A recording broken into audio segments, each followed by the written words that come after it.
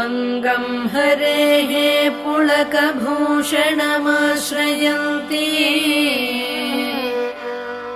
भृङ्गाङ्गनेव मुकुलाभरणम् तमालम्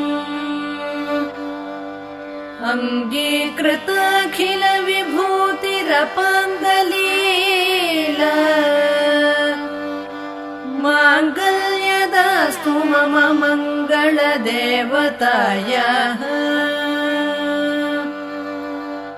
मुग्धा मुहुर्विदधति वदने मुरारेः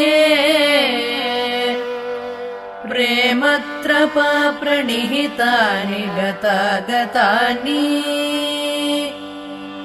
मालादृशोर्मधुकरीव महोत्पलेया सा मे